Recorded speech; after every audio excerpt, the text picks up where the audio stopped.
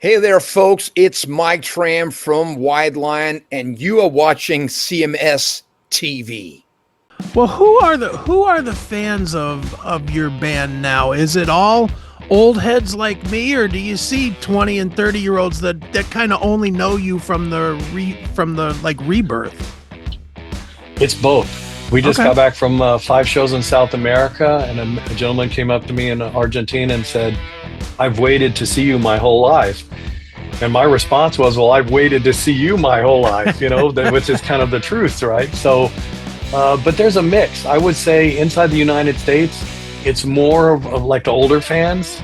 In Europe, mostly the groups are under 30, which is kind of amazing. And I would say the rest to half of the crowd is pretty much a mix of everyone, and I think our music transcends any kind of age barrier because it's so different than a lot of the mainstream metal. I think the people that are drawn to us are looking for something just a little bit different. And so whether you're like 17 or you're 70, you're going to find something in there.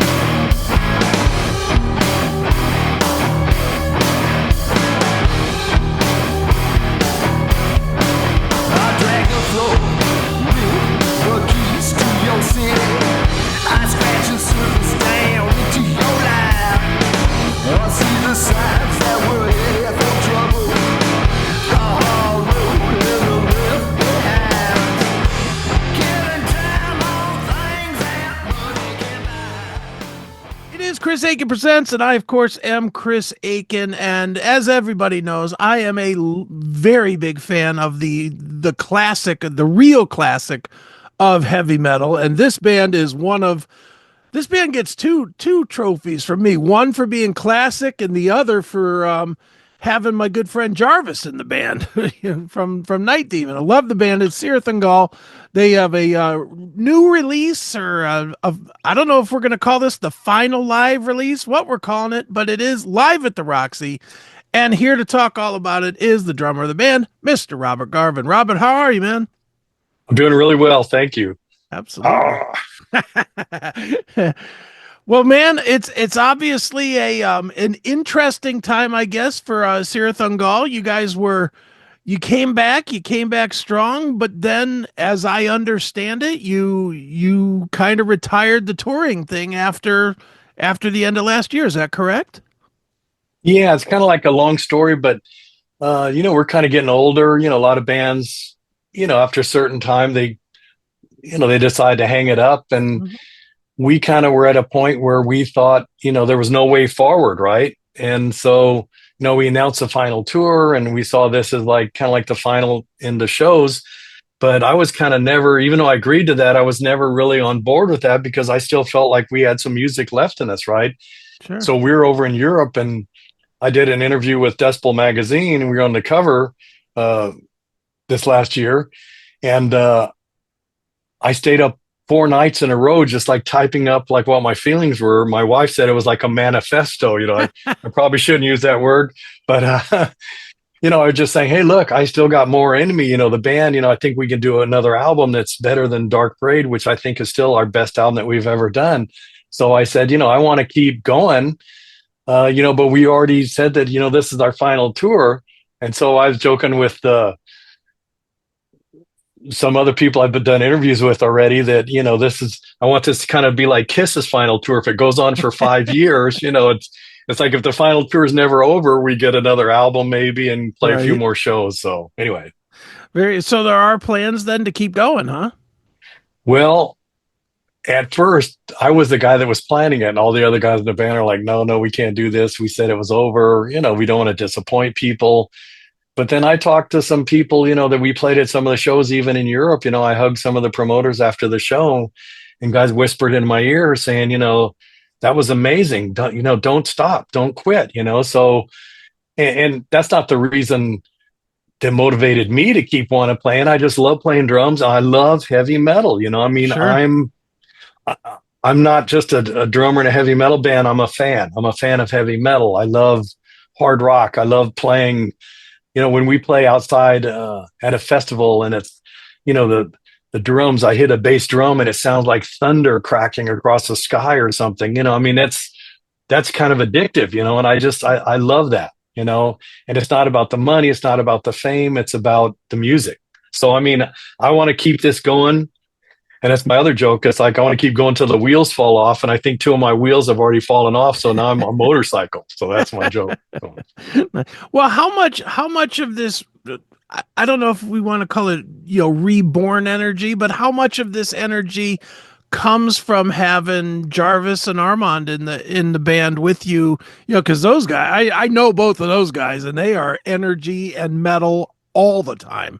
So did that have something to do with it? Well, you know, it's a long story. You know, the band was together until 1991, and we took a short break, you know, like 15 years or so, right? You know, Right. and Jarvis was friends with another friend of mine, the guy Carl Valdez, who's a drummer in a punk band, Ill Repute, right? And my buddy said, you need to talk to this guy Jarvis, you know, he wants to get your band back together. And I'm like, you know, I swore a blood oath I'd never touch another drumstick after the band broke up in 1991, kind of because I felt, you know, the record companies at the time treated us badly. It's not our new record company, Metal Blade, but it was like our one of our original record companies. Mm-hmm. And I just thought, you know, hey, you know, I can't do this anymore, you know? And so he came forward and said, hey, I want you guys to get back together. And we said, no, you know, it's like a guy, you know, guy that's you're parachuting out of an airplane, you know, and they say no, and then they push you out of the airplane. Anyways, so he put on a festival here in our hometown, had people come from all over the world. A lot of bands played. We did a signing and we signed albums for like 2 hours, and people were saying, you know, you guys should come back. So the thought was we'd do like one show, like a reunion type show. And just like a snowball rolling down a hill, it started picking up speed. But then, you know, we've lost some members along the way, you know, and that's not a good thing. But, you know, some people, you know, they get tired. Some people have health issues. You know, some people have other plans with their lives. And right before we recorded this album, we lost our amazing guitarist, Jimmy. Mm-hmm. And, you know, we called up Jarvis and said, hey, I think the band's over. You know, we had this great album out. We had a bunch of shows. We had a good run.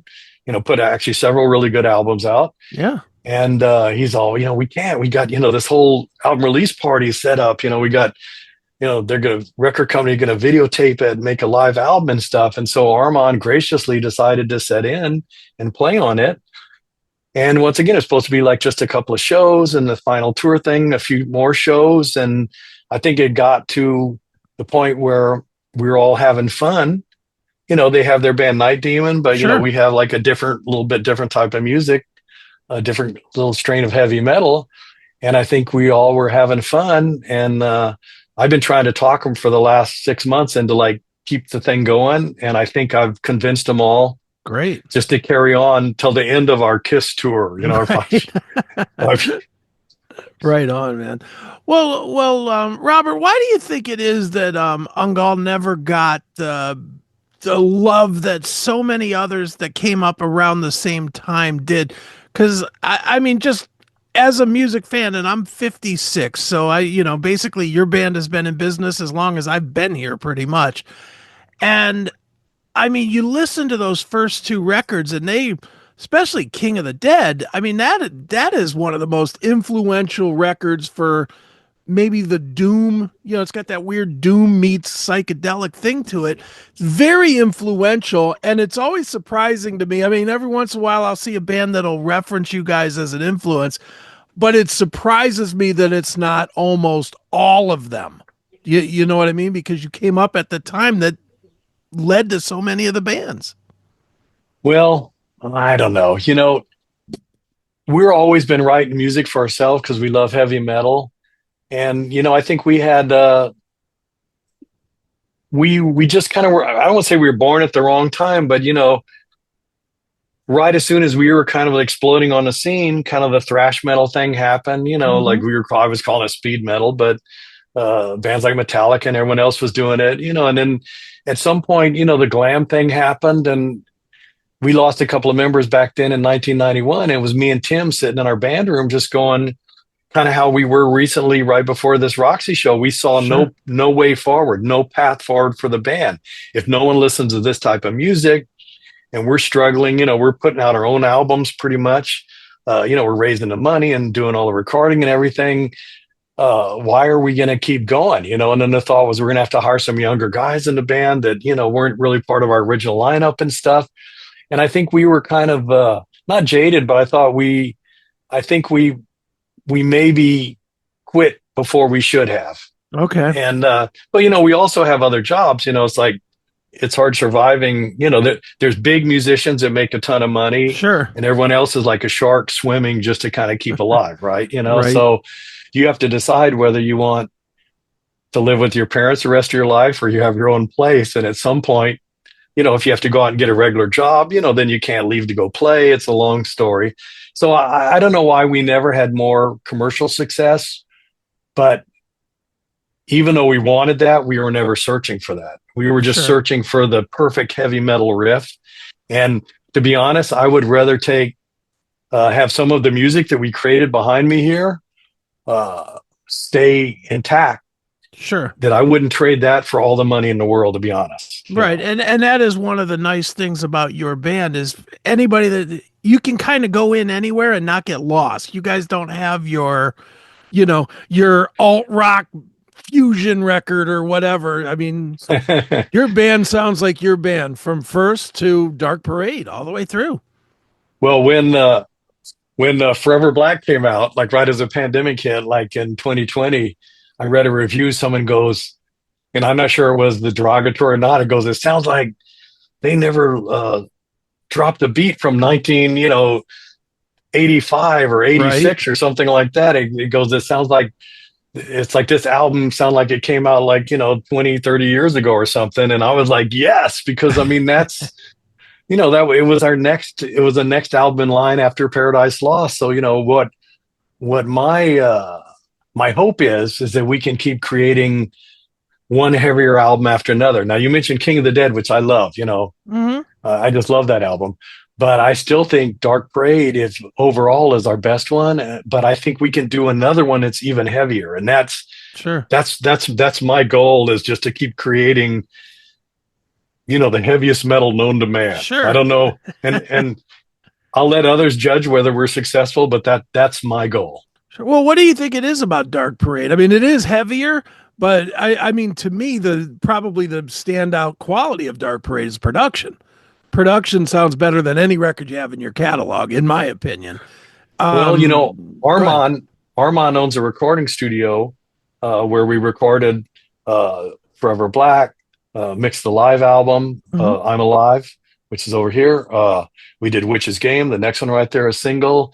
We did Half Past Human over here, and then Dark Parade. So he's had quite a good experience with the band, and that's why he was so perfect a fit to fill in as our guitarist or become our guitarist, because he actually knew. The joke was he might have known our songs better than we did since he recorded them, And, Night Demon, we played so many times with them. They're such a great, powerful band. Oh, yeah. We're almost like a band of brothers, it's like and let's be honest, a lot of the bands we play with, some of the members are in 2 or 3 different bands, even big bands nowadays. So, having members from other bands is not a complete unusual thing. So I think we're having fun, and I just want to kind of keep this going until the wheels fall off, like I said. So. No doubt. Well, let's talk about the live record. I think one's falling off right now. Nice. Well, let's talk about the live record, man. Let's talk about Live at the Roxy. Was there a significance to the Roxy, or like, is it a significant place for you, or is it just a convenient place to record? Well, when the album King of the Dead was re-released by Metal Blade Records, when we came out after we got back together around 2016, in there was a DVD of us playing at the Roxy. So we had a history of playing there before. And so when our new album was coming out, the thought was, hey, let's have an album release party at the Roxy. And that was like another snowball rolling down the hill. It's like, well, let's have this album release party. And then, hey, well, let's record it for a live album. And then let's film it for a video.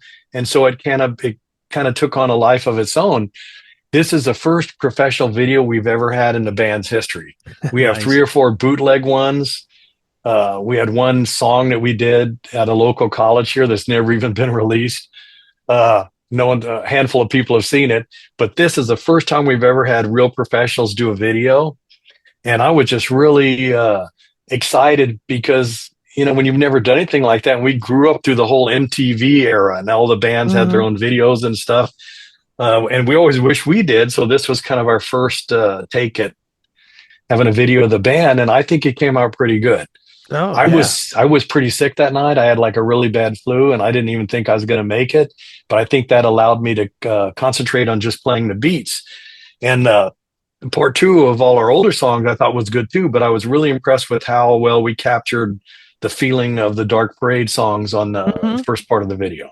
Right, and for people that don't know, it's Dark Parade, and then you take a little break.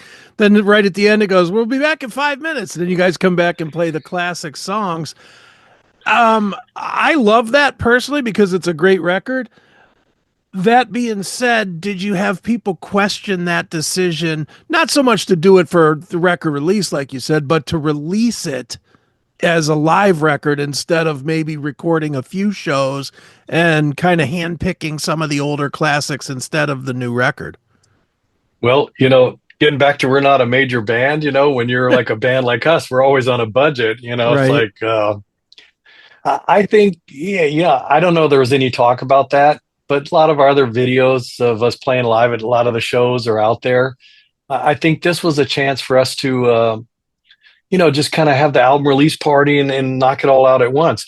I have a pretty giant drum set. I never really take it on the road with me because it's so enormous, just getting it down there with my gong and everything.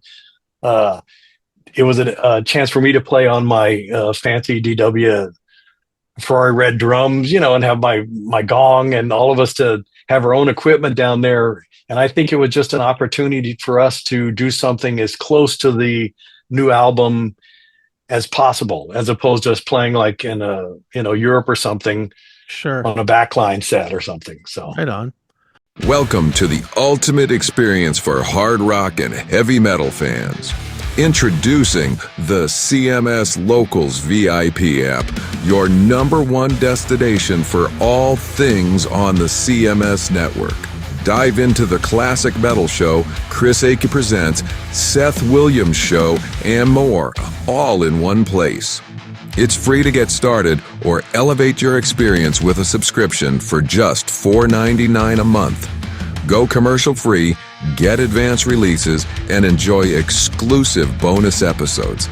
Plus, it's the prime spot to chat with like-minded fans who love raw, uncensored commentary. Are you ready to rock? Download from your iOS or Android store, search for the CMS network, and join the community now. It's free, it's easy, and it's the best way to keep our shows with you every single day. Install the locals.com app today and follow the CMS network. Well, who are the fans of your band now? Is it all old heads like me, or do you see 20 and 30-year-olds that kind of only know you from the rebirth? it's both. We just Okay. got back from 5 shows in South America, and a gentleman came up to me in Argentina and said, "I've waited to see you my whole life." And my response was, "Well, I've waited to see you my whole life," which is kind of the truth, right? So, but there's a mix. I would say inside the United States, it's more of like the older fans. In Europe, mostly the groups are under 30, which is kind of amazing. And I would say the rest to half of the crowd is pretty much a mix of everyone, and I think our music transcends any kind of age barrier because it's so different than a lot of the mainstream metal. I think the people that are drawn to us are looking for something just a little bit different. And so whether you're like 17 or you're 70, you're going to find something in there. Sure. No, and that's the interesting thing with your band too is, you can read anybody that reads the press release and doesn't know anything about your band still doesn't know anything about your band, because where it says psychedelic rock and doom metal and speed metal, like it throws all the buzzword terms in, but really you guys were like to me, you were like a metal fusion band because you fused everything that wasn't trendy that didn't become trendy all into your sound. So you have like the screaming, and you have some fast songs, and you have some trippy songs. Like you guys were like one of the very early melders of the various styles of music at the time, but you just made like Judas Priest if they were more of, I don't know, Yes fans or something like that. You know what I mean? Yeah, no, we grew up on all the original heavy metal guys going back to, Cream, Jimi Hendrix, Blue Sure. Cheer, all of that stuff, and you mix in like MC5 and Iggy, all that. We kind of anything was hard and heavy, we grew up on, and I think that's all of our influences. So you know what, that's I have to mention, you asked about the thing on several of our shows recently. People have brought some of their kids, and we played in New York City. I think it was in Brooklyn recently, and a gentleman had his son. He goes, "This is his first concert."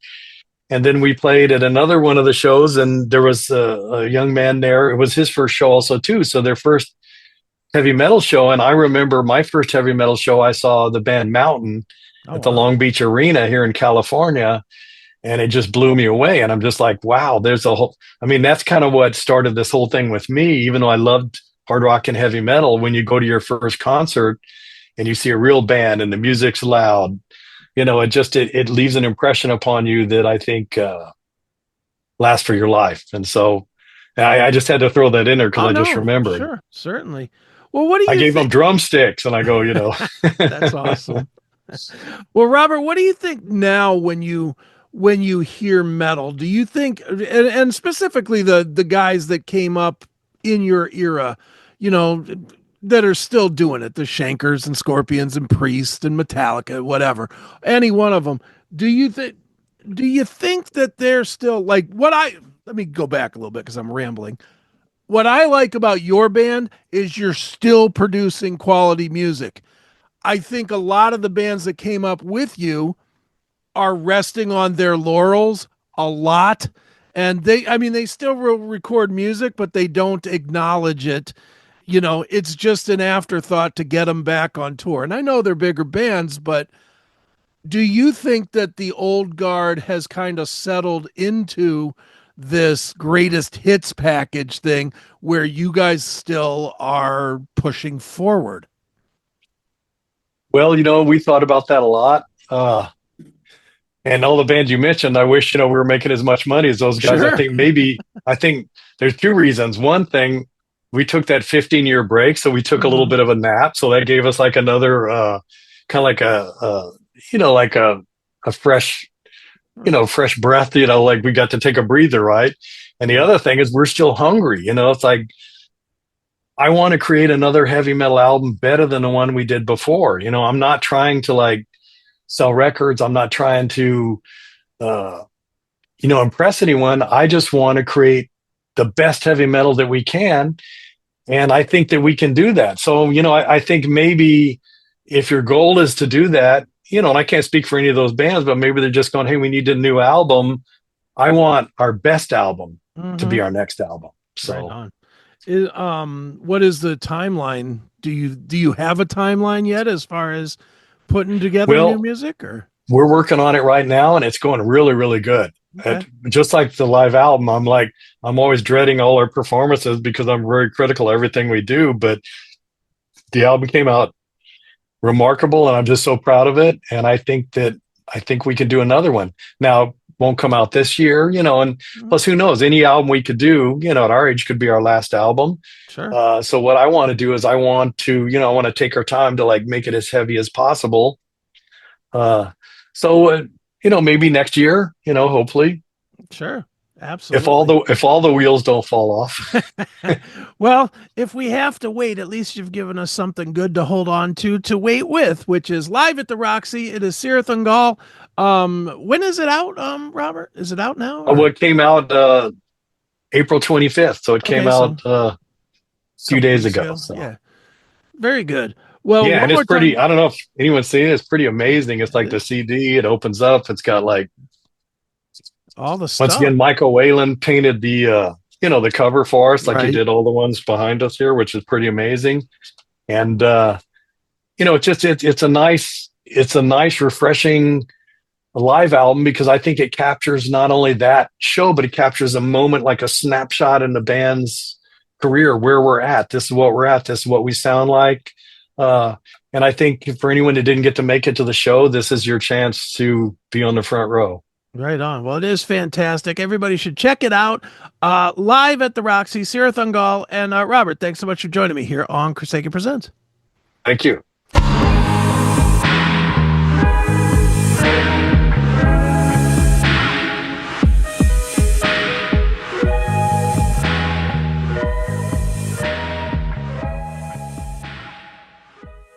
Hey, it's Chris Akin from the classic metal show Chris Akin Presents and the Seth Williams Show, straight from the uncensored heart of the CMS network.